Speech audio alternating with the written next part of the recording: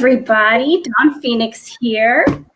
I am a transformational healer and a moderator with the CLN, Conscious Leadership Network.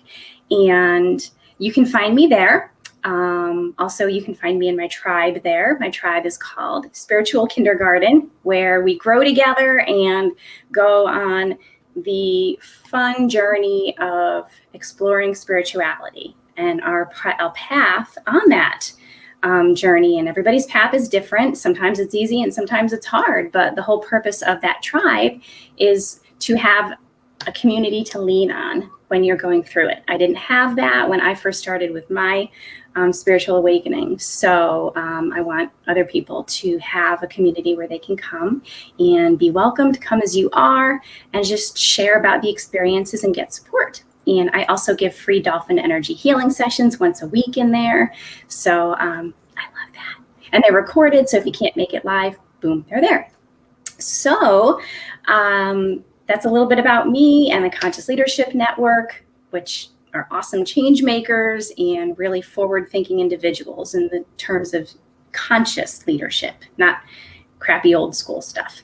So we also today have with us Hollis Citron. Am I saying your last name properly, Hollis? You are. You got it. Yay. She's a member of the Conscious Leadership Network. So it's just a CLN powwow today. And we're here today to talk about compassion. But first, I'm going to introduce you to Hollis.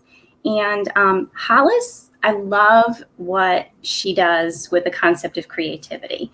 I used to think that I'm not a creative person because I'm not an artist. And Hollis's mission is to make creativity accessible for everyone. It doesn't matter who you are. So she's a seasoned art teacher. And I love this. She realized at 51 years old, she doesn't look 51. But that's what she says. She, at 51, she realized she was halfway through and went through the Fyou 50s and started her company, I Am Creative, and Express Yourself Publishing. So she has I Am Creative and then Express Yourself Publishing. And she is passionate and she wants to shout from the rooftops that being creative is not just about drawing and painting. Thank goodness, because that's not me. Creativity is within everyone.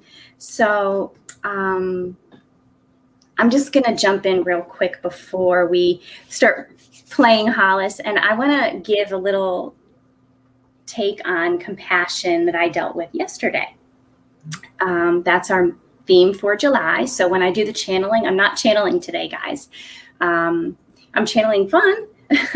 But we're just going to be talking about compassion. And I was puppy sitting, dog sitting yesterday. And it's my dog who lives with my ex. And she used to be our dog. And he was away. And I got to be there for the 4th of July weekend. And she absolutely is terrified of the fireworks. I mean, I have never seen a dog who's so scared. She shakes and she pants and she just runs around in circles and she just freaks out. And I was so happy that I got to be there with her during that time, because I remembered back when she lived with the both of us, I raised her as a puppy, how scared she was. And so during the fireworks, and they were going for hours, people don't sleep apparently on the 4th, and I would just cuddle with her and just pet her and tell her how brave she was and just give her loves and do a little bit of the energy medicine work I do to just help bring her anxiety level down. And that is the way that I, tap into compassion, just, off the top of my head, is showing compassion for other people and showing compassion for other animals. So Hollis, what is your take on compassion? Let's talk about that. Well, first I wanted to thank you for being in this space. So thank you, Dawn. I appreciate being here. I think compassion has many levels, but my immediate response is to say self-compassion. And I think that when we're compassionate to ourselves, then we're kinder to ourselves. and when we're kinder to ourselves, then we're more open to our talents. I love that. I love that. Can you talk a little bit more about how, being kinder makes us more open? Well, I find, so my company being called I Am Creative and Express Yourself Publishing, kind of the common thread in that is expanding this definition, like you explained in the beginning with my bio, expanding the definition of what creativity is beyond drawing and painting. Mm-hmm. And I think that we put ourselves so much in boxes that the definition isn't to water anything down on people that are within visual arts and have these labels. But I think that when it's opened up, what it does is it empowers people. And I feel like when we're compassionate to ourselves, when we're being nice to ourselves, when we're telling ourselves kind things instead of negative, like, you're stupid, you're not good at that, why are you doing that? Then what good is going to come from that? I mean, you're not going to be very productive. Mm-hmm. And not, besides even that, I mean, I think that's a main key. You're not being productive, but you're also in that kind of headspace, not going to try things that you think that you're good at, or even things that you've been wanting to try because you're curious. When you come in with the space of compassion and, yeah, am I going to make a mistake? Yeah, but it'll be fun. It'll be fun learning. Mm-hmm. And not to berate yourself and belittle yourself, but to go in with openness and kindness. I love that. I love that. Like literally having an open heart first to yourself. And then, yeah, I love it. There was something you said that reminded me of, okay, well, I'll go on to a different thought. It'll come back. So fast, right? If I'm meant to say it, it'll come back around. Exactly. But yeah, it was something about when the avoiding the negative self-talk, and doing the positive. Matt Kahn, who is one of the spiritual teachers I follow, he's like my spiritual teacher, my main one. Found him on YouTube in 2014. And he likes to talk about self-love and showing yourself compassion. And because a lot of us in this space of the spiritual awakening, those of us who are the creatives and the sensitives, we often are very hard on ourselves, much more so than we are on other people. And he was saying in one of his transmissions, and they're up on YouTube, that if you are looking within and you're not bringing flowers, chocolates, and compliments, then you're doing it wrong. And I was like, that's right. We extend that courtesy to other people so often, and then we turn the judgmental onto ourselves. And and that definitely stunts, I think, our creativity. I think it stems from, for me, my creativity stems from confidence. When I believe I can do something, I remember what it was. Now I'll finish my sentence and then I'll go back. When I believe I can do something, then I'm more willing to try a creative solution to something. So when you were talking about taking a chance and, making mistakes and learning, what I've discovered personally for myself is that when I look back, and boy, I've made a ton of mistakes in my life. I mean, who hasn't, right? I like to call them learning experiences. And so, because you're right, we learn, and so one of the ways that I think I started showing myself compassion was by saying, you know what, Dawn, there are no mistakes that you make or that anybody else makes. Everything is a learning experience. It was something that I heard, in spiritual circles, that everything is a learning experience. And so what do you think of that concept that, everything is a learning experience for ourselves and for other people, but especially ourselves? I think, it's so true. I think it can sound annoying to people. I think that people can be like, what are you talking about? You're just this flighty hippie that's just like, ooh, a learning experience, everything. But you know what? I think when you really own it, and I think it's when I was in the classroom, there's this amazing children's book called Beautiful Oops. I don't know if you've ever heard of it.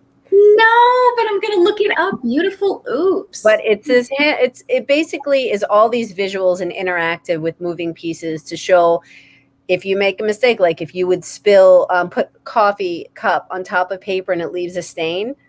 Well, you didn't mean to do it, but what could you turn it into? So it's all about beautiful oops. So when the kids would come in and I would go through like the 3 expectations in the room, be kind to each other, be a good listener, treat the materials with respect, and what do we do if we make a mistake? Oops, beautiful oops, try again. So it's coming up with solutions on how to change it. Because I feel like, and I don't know if I'm getting off topic, but I feel like when we make these, perceived mistakes or things that we didn't expect to do, I think it leads us in directions that we wouldn't have done. And a lot of times they're a lot better than what we would have planned, because when we're planning, it's like Dean Graziosi said, is when you're thinking from your head and you're thinking from your heart, because he did like the 7 levels of why. So asking yourself 7 times, well, why is that important? And why is that, like repeating the question and really getting to the core of what your why is and your mission. But I like what he said is when it tweaks from your head to your heart. And so I think those mistakes, perceived mistakes, it really does. It leads up to, it's just a process, and it creates contrast because you find out what you like and what you don't like. Like you need to have those differentiations. Yeah, absolutely. Absolutely. And I love that you're so good with the kids. What do I do when oops, beautiful oops. I love that because there's especially young kids. What ages were you dealing with? Was this elementary school? I've worked with kindergarten to high school and with adults. Okay, so you run the gamut. Yeah, and adults. So I've worked with everybody, but my last teaching stint, which was 3 years at the school that I was at, was K through 8. K through 6 I predominantly work with. But the first reaction is automatically to either knock something down or there's developmental stages where kids, when they're 3 and 4, putting things together, taking things apart. But then there's the stage of when you make a perceived mistake, you either on paper tear it up or crumple it up and throw it away.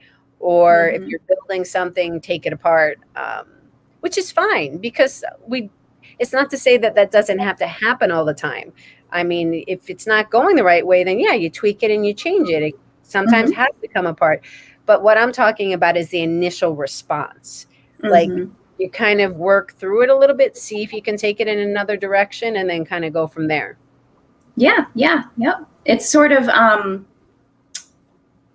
it's a great way to think about as adults, our beautiful oopses and changing perspective. There's that book, Everything I Need to Know I Learned in Kindergarten. I always think about that book. Yeah, me too. Because it's so true. And I think as we get older, that judgment piece, that part of ourself that's the judgmental one. In hypnotherapy, we call that, there's something we do called parts work with different parts of us. And a lot of the times the inner child is being berated often by the judge. And there are different archetypes who we house within us. Not that we have multiple personalities, but we have different parts to us. Right. Everybody does. And so oftentimes, it's that judge that's the loud voice. And that child, that sweet, innocent child who maybe can look and say, but that's a beautiful oops. They can't talk above that judge. And I think as adults, we need to try and give our inner child, a little more voice. There was a quote, and I love it, by one of the channels I listen to, the people who do the channeling work. And I think it was the Arcturians, but I can't remember, maybe Daniel Scranton, but they said, let your inner voice be your loudest voice. I love it. I was like, I had to write it down and stick it on my fridge, but I love it. I forgot who said it, but I just wrote down the quote because it was so like, you know what? Because that quiet little inner voice, when we let it come out, that's where beautiful things happen. That's where the true beauty of our soul is able to step forward and be recognized, or at least, you know, it's not up to us whether or not people recognize it, but it's able to step forward and be seen. Yeah. You know? I think when I left the classroom now 3 years ago, which is crazy, and I felt a need to be working with adults, still working with kids in aspects, but really felt a need to be pulled through adults because of this whole adulting thing. And it's pretty much speaking to what you're saying is we get so caught up, and you hear it a lot nowadays, but it's true. We get so caught up in life. We have a rent, we have mortgage, we have life happens, we have our expenses, we have families, we have animals, we have all these things where we're busy. And everything is just moving quickly. And we become so disconnected from what you're saying, from that inner child, from things in the sense of things that interest us, things that interested us, things that we've always wanted to do, but we claim not to have time for. And I've just felt this need to be like, you know what? We need to breathe. We need to connect and give ourselves, it's baby steps. Give ourselves 10 minutes a day. If it's cooking something that you like, for example, then cook that, look up a recipe and make that breakfast or lunch or dinner that gather the ingredients for it. Watch a show about it or a video about it. Like if you've wanted to dance, then look up about taking a dance class. Look it up on YouTube. There's so many free things out there nowadays. If it's about movement, if it's about singing, if it's about using your voice in the sense of like public relations and interacting with people more, there's always ways to do this kind of stuff. But we get so caught up and busy and we forget that child that's kind of like, hey, I kind of want to play. I want to do this. I want to do that. We're so serious. I agree completely. We just don't let ourselves be who we really are. You know, we're too busy trying to be the mom, the wife, you know, the good work, a good employee, or the good business owner. And the Dolphins, I work with them in the energy medicine work I do, and I channel them also. And they're always trying to impart on us the importance of play and laughter, because in their world, they live in like one of the most perilous environments, you know, there is on the planet. And also that takes up 2/3 of our planet. So their world is pretty perilous, and they are playing all the time. I mean, when they're eating, they're playing. Okay, maybe not when they're sleeping, but you know, when they're eating, they're playing. They're always touching each other and just feeling the sensation of skin on skin. They love it. When you see videos of them, they're oftentimes, you know, like upside down or belly to belly, and they're just like swimming by each other, and they're always just wanting to touch, because they're all about pleasure, playfulness, joy. And exactly what you're saying, one of the things they tell us is that breathing is definitely key. You know, when you slow down your breathing, Matt Kahn talks about this too, how he says it calms your overactive or overstimulated nervous system. So we're sometimes wired and tired at the same time. Our brains want to go, but our body. Wired. Yes, there's a YouTube channel that I've been watching for something called Qigong, and the man's name is Lee Holden, and he has, it's Lee and then Holden.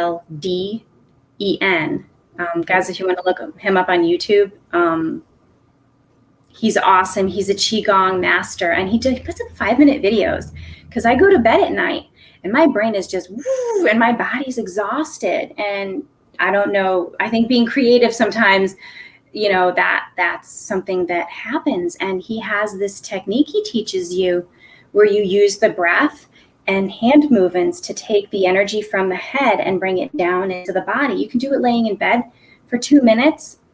Boom, I am out like a light. And he says it's because we go to bed wired and tired, wired up here, but body tired. And so we live our, our days are like that. We're wired all the time, whether it's caffeine or stimulus from our outside environment. And so, just like you were saying, we need to be creative in these outlets, that help us get that creativity out there, because that's where creativity is.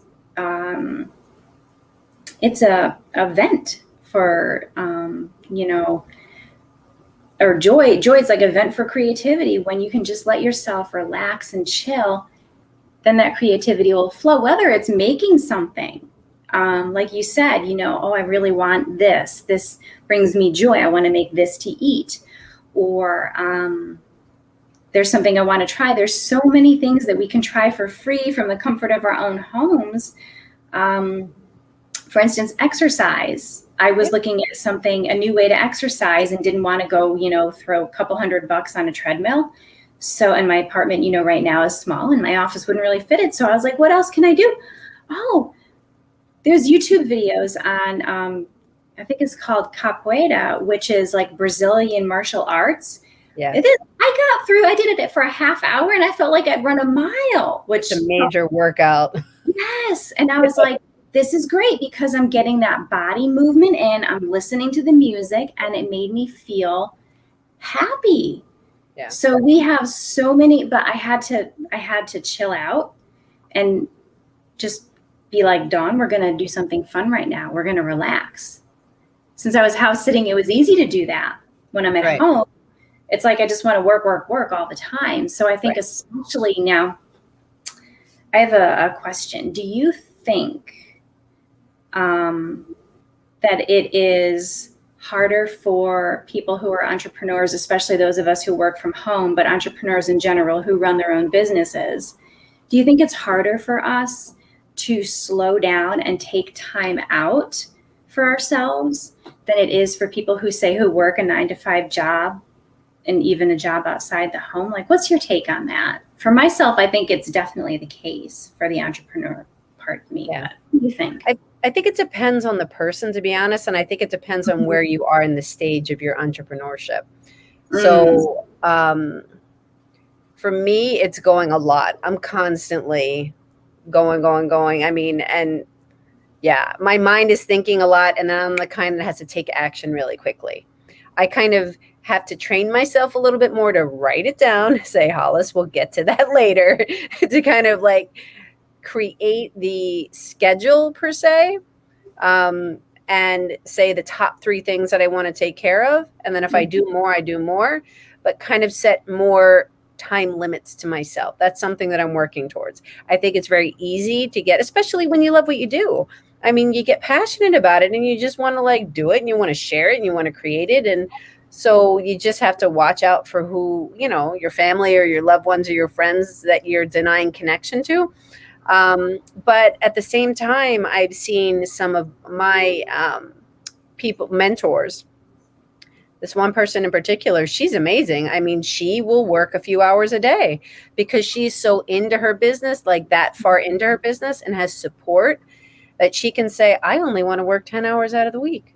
And I'm going to create this. I have other people doing it for me. And then I am setting aside time for play and doing all these things. She's very good at prioritizing and categorizing. She's, like I said, farther into it, and she has the support. So it's something that I am looking to work towards. Me too. But while working towards that, I think it's really setting the parameters and sticking to them. So we don't, because it's burnout. And I think what you said before, which is true, is that when you left like your office, like we need to leave our space in order to be re-energized, even if it's for short spurts of time. But I had to say, like, even this is kind of a side topic, but my mom has been in chronic pain lately. And so I only bring it up because she's been in her house and she's just more limited than she has been. So I called her up yesterday and I said, you know what? I'm picking you up. You're coming over. You guys are going to have a sleepover and we'll figure out what we're going to do. And she would normally say no. And in this case, she said yes. Like, I need that. I need a change of space, because when you're all stuck in yourself and don't have a lot of interaction, then that's when I feel like the compassion is even worse, because we're just going and kind of stuck. Right. And I love that, you were the impetus for her, She wouldn't invite herself over, you knew what would be helpful and you reached out to her. I mean, it's up to her to say yes or no, but you knew that this was a good time to do it because look, she said yes. That's awesome. It was awesome. And it was really, really good to have that connection time. But actually going back to that idea of sometimes for us too, creatives and entrepreneurs, sometimes we need that alone time because we're so in that mode of birthing our baby, of, whatever idea it is. And, we're birthing it. And when we're in that birthing process, it's like we have the womb, we need to be in that space. But I think we just have to watch out for how long we're in that space. There needs to be some kind of a balance. Yes. And the word that keeps popping up into my brain is boundaries.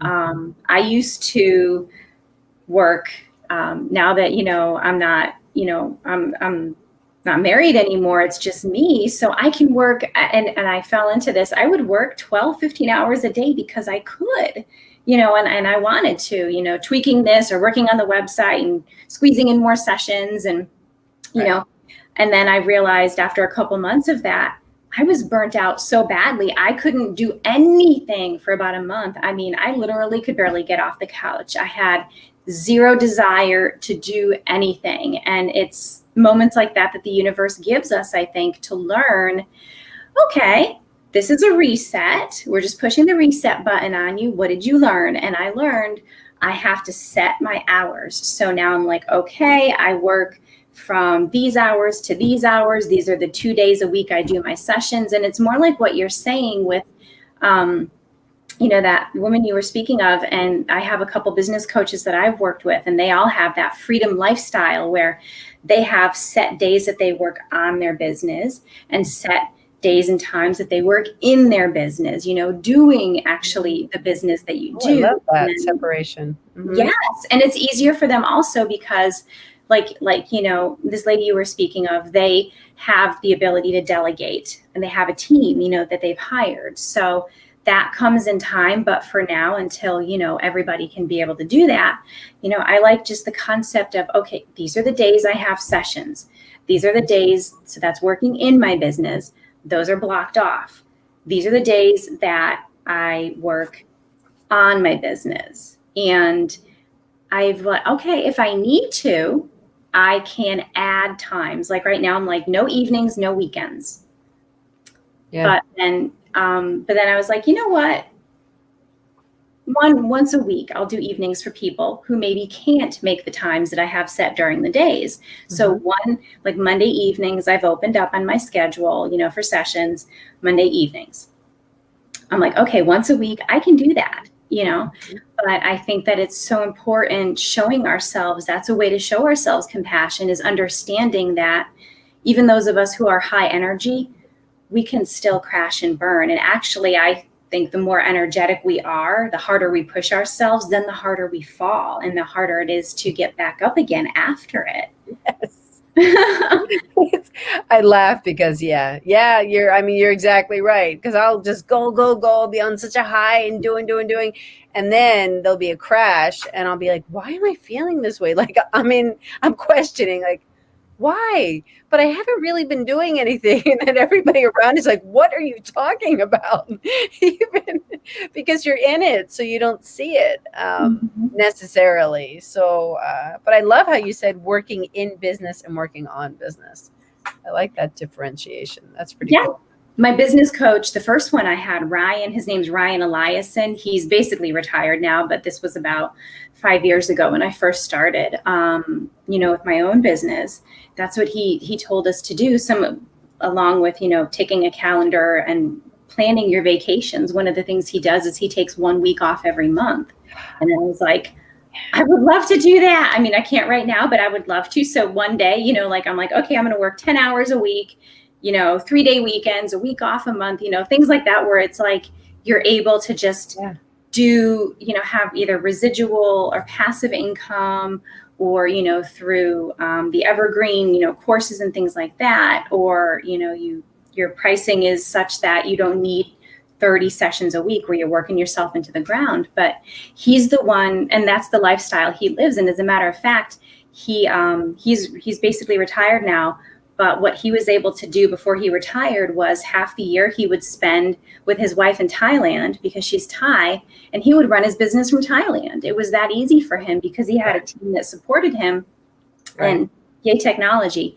And all of the business coaches I've worked with always say, run your business if you can, if it's an online business, in a way that it doesn't matter where you are.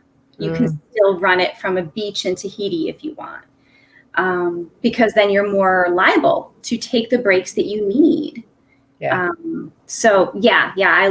always think in terms of, okay, today I'm working in my business and I come with one particular mindset.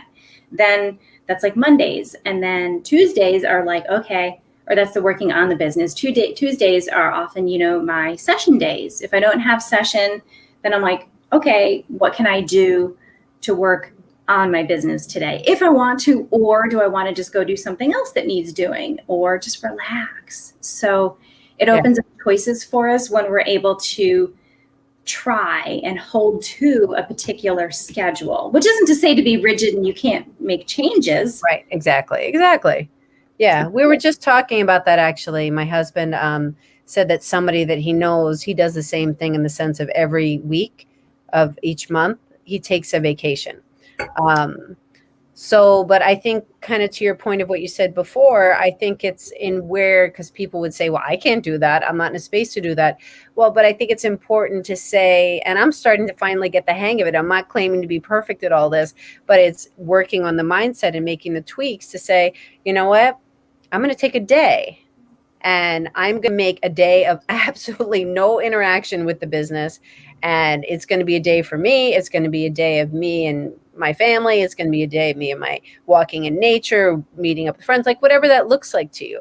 But we need to have that day of rest. And if it ends up being 2 days or 3 days, then that's great. But we do what we can in order to nourish ourselves so we don't crash and burn. And going back to the word compassion, we're being compassionate to ourselves. And we're in tune with what we need. And on certain days, maybe when you're supposed to be working on the business and you really feel low vibe and you really do not feel into it, either you don't feel physically well or you're just off. So that means that really, and I've noticed it more and more with me, that the more energy I'm putting into it when I'm low vibe, nothing good's coming out of it. So I need to step away. And I need to, whatever that is, I need to dance. I need to turn up the music. I need to go pet the cats. I need to go eat something. Literally, I was having this with my son recently. He has the Snicker Moments commercials. He'll just be going on this rant. And I just stop. I'm like, did you eat today? He's like, no. I'm like, just go eat. I'm not talking to you anymore. Like, why am I being pulled down this rabbit hole with you when I realize this is all your sugar level talking? Well, good on you for, being thinking about that and knowing his habits. You know what? It's that whole concept. Again, spiritual circles, buzzwords and phrases get kicked around. And there's the whole concept of go slow to go fast. And it's something else the dolphins like to talk about with us, is that they observe with us that we're always go, go, go. And we think that if I'm not doing, I'm not being productive. And I realized that when I had that crash, where I couldn't just do anything literally for like a month, I was like, my God. I realized when I came back from that, like a month later, nothing had really changed in my business. It's not like it doesn't need me, but it didn't crash and burn. I just switched a couple things around on my schedule and everything was fine. And it was a lesson to me that I was like, okay, Dawn, would you rather have 1 month where you can't do anything, or you listen to your body and you take a day or two, like you said, Yeah. because then when you come back, you're so recharged that what you put out there is so much better than like what you said before. You know, when you push yourself to try to do stuff, what you get's not quality. So it's like, it's almost the universe saying, no, you can try, but no. And I had that the other day. I pushed myself through stuff, even though I wasn't feeling it at all. I just wanted to sit on my butt and binge watch shows on Netflix. And it turns out that's what I should have done, because I looked back at the day and I'm like, everything I did was crap. That day, I even forgot I had a healing session with Palace, who's the CEO of the Conscious Leadership Network. She gives healing sessions to some people right now, and I even brain farted on that. And so I'm like, I'm good for nothing today. And I was doing that negative self-talk. And if I had only listened to my body when I woke up and it said with the energy, I probably wouldn't have, biffed all the things that I did.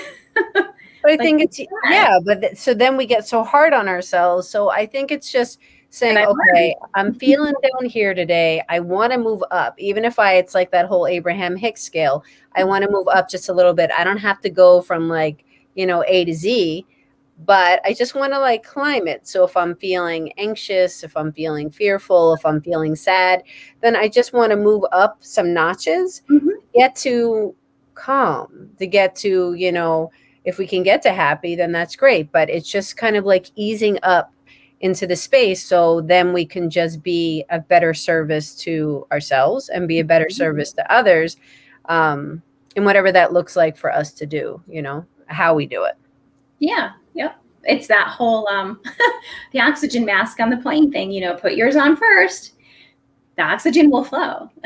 Then you can take care of everybody else, but we don't think of it that way. And I really think that I'm hoping that our children are learning from our examples, and hopefully the rest of societies, where we're starting to become more aware of what we need. And like you said, be tuned in. Like, I want to write that down too.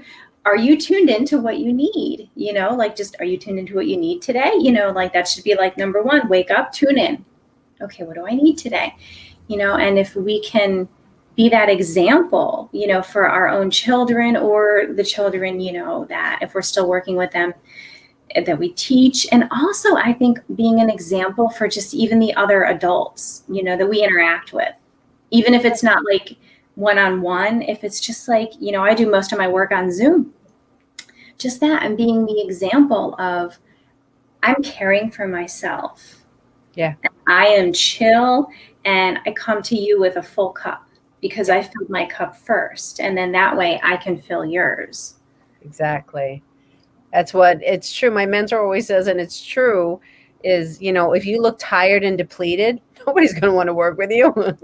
Because who wants to work with someone who looks exhausted all the time? And somebody, but yeah. I mean, it's just repetitive, but it's, that whole, we go, and we think that that's a good thing because we're getting so much done. The outside, it shows on the outside. It does. And also I think, being an example for other people by allowing ourselves to just enjoy, just do the joyful things. My other business coach, his name is Rich Gurman. He's amazing. He's my hero. He lives in California, and he will not start anything in his day before, I think, 11 o'clock or noon, because he takes his paddleboard in the morning and he goes out and he paddleboards with the dolphins and the whales, and he's got his GoPro on, and he'll put videos up on YouTube. And he has an entire book about Laguna Beach, where he lives. And it's a hardcover coffee table book. And to me, that's an example of going slow to go fast, because he does this every day. That is the way that he lives. And he has such a successful business that he is able to donate 100% of the proceeds from that book he made, that nice coffee table book. 100% of the proceeds go toward a charity that he supports. So his business is flourishing. He's a great business coach. And just by living his life and telling us, this is what I do, I'm like, I want that life. Like, I'm like, okay, I don't start my sessions before 11 o'clock. I get up, like, I wish I could paddleboard, but I live in Ohio. So not so much ocean right now, but one day I won't be here and maybe I'll be in California, doing the paddleboarding in the morning. And it's that take care of yourself first and be in tune with what you need. And not only are you benefiting yourself, but you're showing other people what's possible, leading by example. Yeah. So thank you. I needed to hear that today. I think that was so beautifully explained. Thank you. Yeah. Well, it's like the universe talks when things need to be said. Mm-hmm. We open our mouths and what needs to be said comes out. It's true. It just flows right through. Yeah, I love it. Oh, thank you. So sweet. All right. Well, we're going to wrap up in a few minutes. Try to keep this around the 45-minute mark. Mm-hmm. Because I know you have other things you have to go hop off and do. So is there, and by the way, I loved today's conversation. Like, we're just totally shooting from the hip. Like, Me too. Me too. That's that whole creativity, you just be in the flow, with what is and what comes. Exactly. I feel like life is just so much, as I've learned to embrace that more. Yeah, it's just like, don't sweat the small stuff. Like, it's just kind of, yeah, don't sweat it. It's just kind of just be it.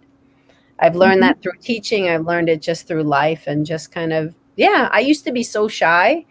I could not, I would turn purple if you looked at me. If I was embarrassed. Yeah, yeah. And it wasn't the cute purple. It wasn't like, oh, it was blotchy, ugly purple. So I just wanted to hide. But as I got older and learned how to deal with it, I think, in this lifetime, it was a lesson. All these situations kept getting presented. You're going to teach. I'm going to teach? What are you talking about? I'm going to stand in front of people like this. But, I only say, because it's fast forwarded to now, my mom is constantly saying, she's like, who knew that you would be doing all these things that you're doing, shooting from the hip, having a conversation, and like not even stressing about it. It's just because it's a conversation. If you live it, it's just a conversation. Yeah. Yep. And I, just like you, when I was so shy when I was little, I was painfully shy. Even when I'd go to my grandparents' house, I saw them every week. They lived in my hometown. It would take a good 10 minutes for me to get off my mom's lap or like come out from behind her when the phone would ring. This is like so embarrassing. This is like elementary school time. When the phone would ring, I would be afraid to answer it because I didn't want to talk to whoever was on the other end. Like, I couldn't tell who was on the other end, and it made me nervous. I didn't want to pick it up and be like, who's there? It just scared me. And I didn't ever want to like make a call out, like to friends. Yes. But like, my mom's like, call for a pizza or whatever. I'd be like, I don't want to do it. I might mess it up, or what if they're mean to me? And I was so shy. And then like you, I became a teacher. And now I'm out here like, hey, and it's just, look at me. Yeah. And I think it's, Matt Kahn also has this other quote that I love. And he says, the past exists to show us what we're capable of surviving. So we look back and we're like, damn, I came far, like, again, with that self-love piece, like, look at where we are today. So you've come a long way, baby. We have, baby. Self-compassion. Yes. All right. So do you have, and we didn't even get to talk about your podcast. Do you want to let everybody know about your podcast? And I have all your links down below. And anything that you're working on right now, you want to let everybody know about or invite them to, or anything like that? Yeah, thank you. I appreciate it. So my podcast is called Creative Conversations with Hollis Citron, and it's a audio live conversation, and it's about 50 to 60 minutes, and it's all centered around 3 questions. How do you define creativity? How do you incorporate it into your life? And why do you think it's important? And it's about the whole mission of my company, which is to expand it. So I talk to people with all different kinds of jobs, hobbies, and interests. I have learned so much. It's insane. And I just love connecting with all these incredible people. Dawn, you were one of them. So Thank you so much. And yeah, and last, well, there's a bunch of things, but to mention, I have through my publishing company, two multi-author books actually. So I just love this multi-author space and being a contributor and not so overwhelming to write a chapter in a book based off. I have two topics. Creativity is whatever you want it to be. And another one, why am I a teacher? So yeah. So I just love people sharing their stories, and these literally will go global and go to #1 on Amazon. That's awesome. Yay. I love it. I love it. When the why am I a teacher? I love hearing those stories. So that's amazing. I mean, they're both great ideas, but having been a teacher, Thank you. Yeah, I feel like it's important more than ever for people to share their stories, especially, I mean, everybody's been through such transition in all these times. But I guess being a teacher, I feel like teachers want to get their story out there of why they're so inspired to keep doing what we do, Yep, I love it. And inspire others, because we need more teachers in the world. We need more quality teachers. Quality. Because it's like cooking. The ingredients you put in, that's what you're going to get out. So if you have not well-trained teachers, that's going to trickle down to the students. So, yep, we want high-quality teachers with our kids. Love it. Awesome. Okay. So let's see. I'm trying to think. Guys, I am going to be interviewed this Wednesday, so July 7th, on a summit, and it is called the Wisdom Summit, the Wisdom Exchange Summit. And I don't think I have the link for it down there, but last week, my guest, Regina Curtis, is the one running it, and we talked all about that. So you can look at my last week's video if you want to for information about that. But my interview is going to be at 7 o'clock or at 11 o'clock Eastern, 11 a.m. And we'll go about 45 minutes. So 11 to 11:45 on Wednesday, July 7th. And the link is in the other video. I also have a link on my Facebook page. So if you go to Dawn Phoenix Transformational Healer on Facebook, it's there. And so yeah, that's the thing I'm plugging this week. Sounds good. And otherwise, Hollis, thank you so much for being here today and brightening our little space. Oh, well, thank you. It was a pleasure speaking to you, and it was just really fun. It was totally fun. All right, guys, take care. Many blessings. Links are down below for all the Conscious Leadership Network stuff in my tribe. And I'll see you next week. So thanks for watching, everybody. bye. Bye.